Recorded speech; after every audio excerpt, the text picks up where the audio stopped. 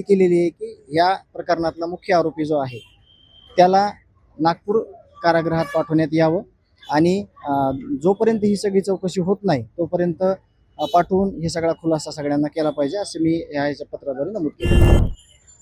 याच्या अगोदर पण भरपूर वेळेस आम्ही ज्या त्यावेळेस हे सुचवलेलं आहे की जेल प्रशासनामध्ये त्याच्या पाठीमागं जे प्रकार घडत आहेत त्याविषयी वारंवार आम्ही कळवून पत्रव्यवहार देखील केलेला आहे, माहिती देखील मागवलेली आहे. परंतु सध्या ज्या पद्धतीनं कारागृहामध्ये जे काही विषय चालू आहेत त्या संदर्भात आम्ही सगळा हा खुलासा पत्राद्वारे मागवला आहे.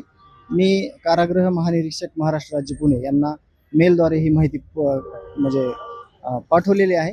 त्याची लवकरच उच्चस्तरीय चौकशी होऊन हा सगळा अहवाल आला पाहिजे अशी माझी म्हणजे मी त्या ह्याच्यामध्ये नमूद केलेलं आहे. अर्ज त्या पत्रामध्ये आणखी काय बाबी तुम्ही उल्लेख केलेला आहे, कशा पद्धतीने व्हीआयपी ट्रीटमेंट मिळते याच्यावर देखील आरोप प्रत्यारोप झालेले होते, कारवाई देखील झालेली होती काही जणांवरती. कारवाई देखील झालेली होती आणि हे पण माहिती आहे की भरपूर आरोपी आहेत की ते तिथून बाकीच्या गुन्ह्यामध्ये आलेले ते बाहेर येत आहेत.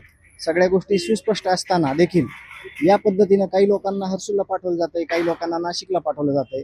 तर ही मी विनंती केलेली आहे की या प्रकरणातला मुख्य आरोपी जो आहे त्याला नागपूर कारागृहात पाठवण्यात यावं आणि जोपर्यंत ही सगळी चौकशी होत नाही तोपर्यंत पाठवून हे सगळा खुलासा सगळ्यांना केला पाहिजे असं मी ह्याच्या पत्राद्वारे नमूद केलेलं आहे. पत्राद्वारे तुम्ही असं देखील म्हटलेलं आहे, व्हिडिओ कॉल असतील, सिम कार्ड असेल किंवा तिथला सीसीटीव्ही फुटेजचा विषय असेल त्याचा देखील तुम्ही त्यामध्ये उल्लेख केलेला आहे पत्रामध्ये. तेच मग आपण चौकशी त्याची करतोय, नुसतं पाठवायचं आपली मागणी आहे ती, परंतु ह्याच्यामध्ये जे आहे विषय त्या संदर्भातच मी सगळं पत्र सविस्तर दिलेलं आहे. पत्र देखील तुम्हाला मी ते देतो, इन्व्हर्ट केलेलं आहे, मेल पण केलेलं आहे आणि इन्व्हर्ट पण केलेलं आहे.